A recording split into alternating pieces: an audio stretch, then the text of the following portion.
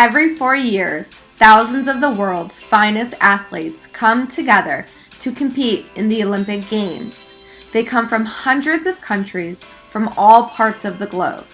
And for the length of the Games, the world comes together on common ground in a celebration of peace and unity. The first Olympic Games took place in Greece nearly 3,000 years ago. They were athletic competitions held in honor of Zeus, the king of the gods.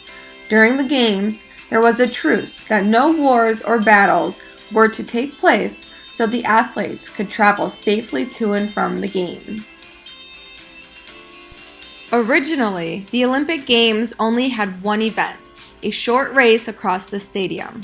But through the years, more events were added, including boxing, wrestling, long jump, javelin and discus throwing, and chariot racing.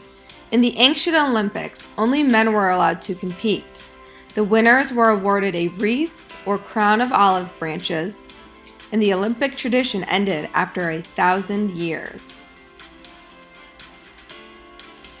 It wasn't until almost 1,500 years later that someone decided to start the Games again.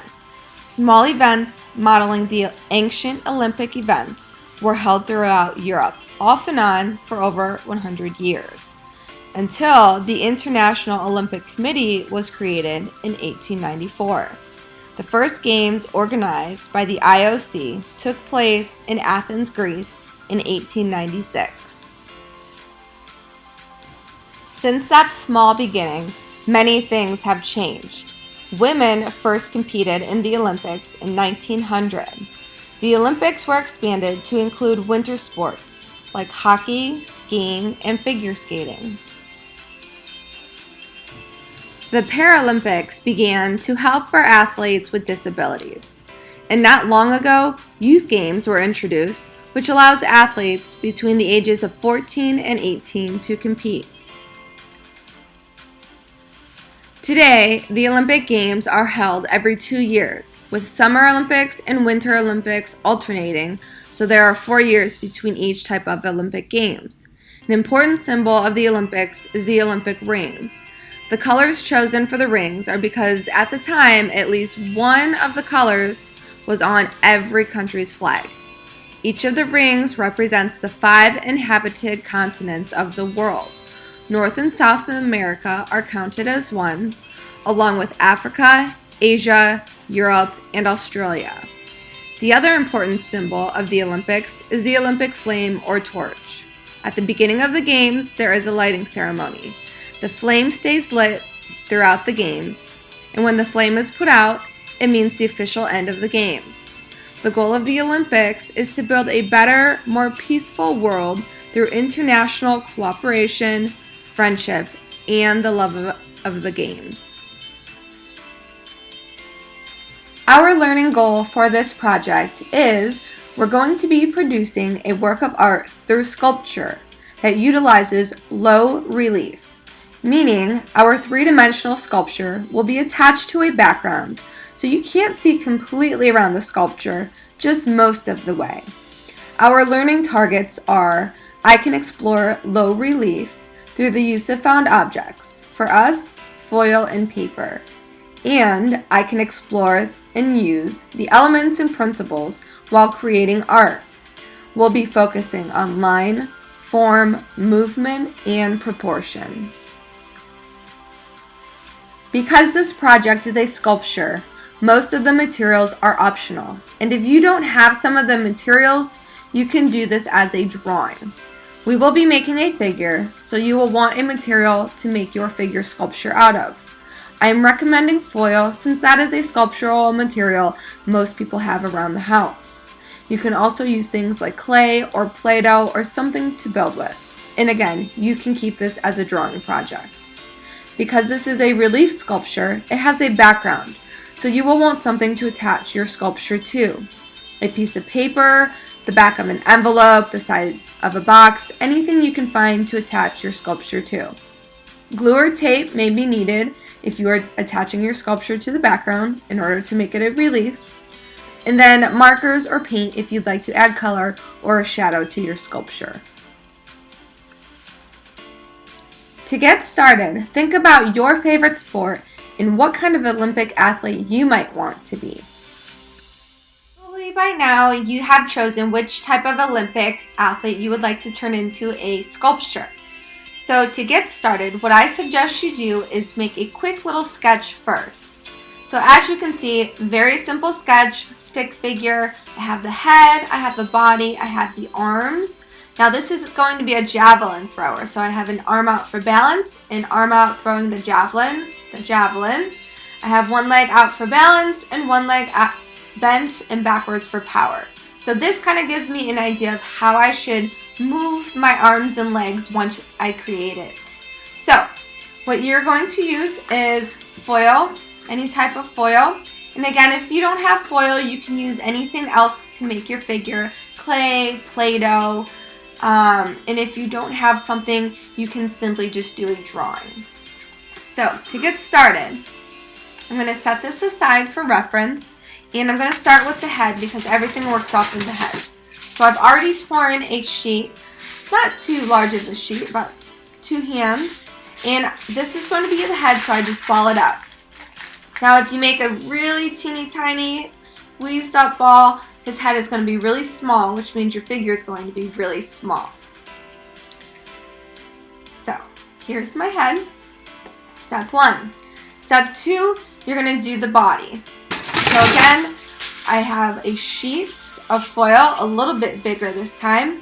I'm going to put my head in the middle, and I just wrap the foil around the head like so. I just kind of squeeze it, and then I'm going to squeeze the rest of this a little bit tighter because this is going to be the center part of the body. And this is what we are going to wrap the arms and the legs around.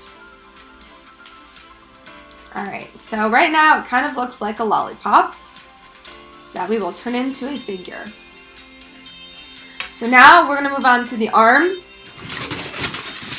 For the arms, what I suggest doing, easiest, is just kind of roll it up a little bit. And then you can squeeze it a little bit tighter.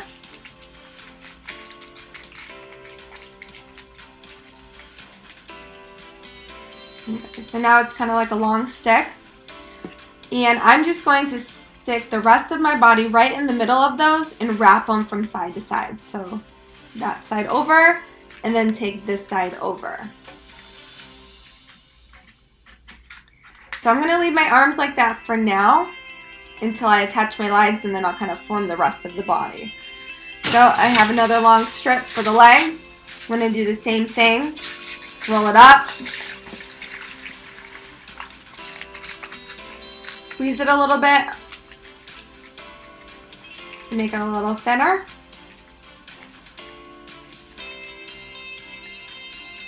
And then I bring my body back, set it in the center, which that would actually look like a nice gymnast. And I'm going to wrap these from side to side. So one over and one over the other direction. So now I have just your basic stick figure that you can form into whichever position that you want them in. So you can use this side or this side. Now I have this arm going out kind of at an upward angle, so I'm going to move his arm up at an upward angle. And then I have this arm going out the opposite direction and then bent in the center.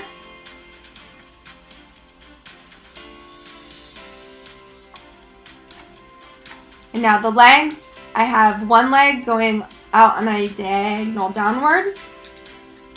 This is kind of like his balancing leg. And then I have the other leg going down and then bent.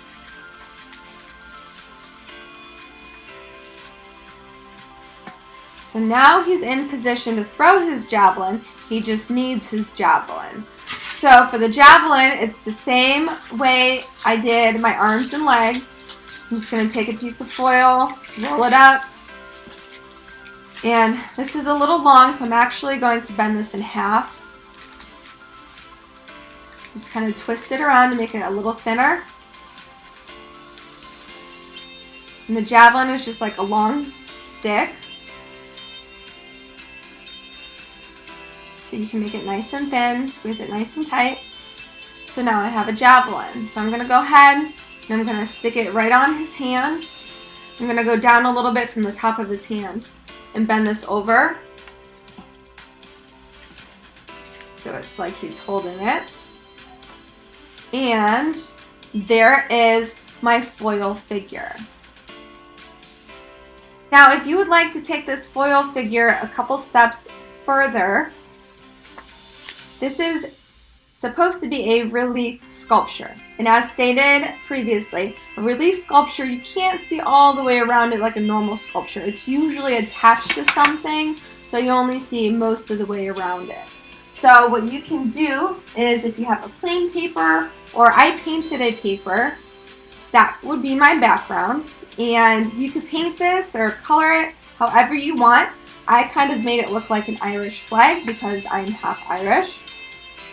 So I could glue my sculpture to this background, which you would not see all the way around it because it would be attached to this paper. So that would make it a relief sculpture. If you'd like to take it another step forward, you can even make a little shadow. So for the shadow, you will need a pencil and then something to color it in. So for the shadow,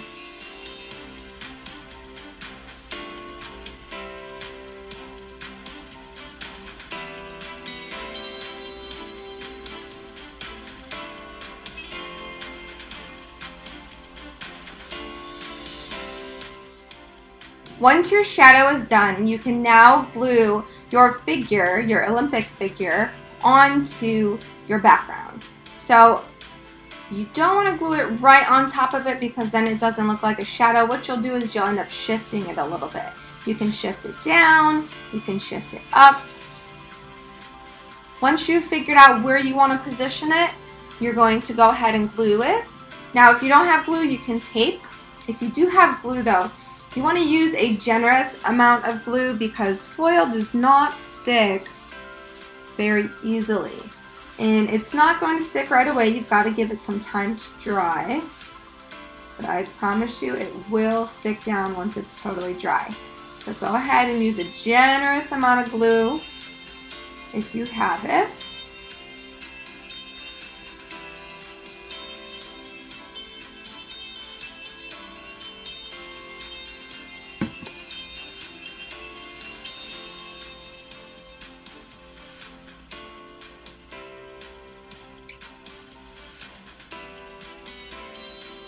And there is my Olympic javelin relief sculpture.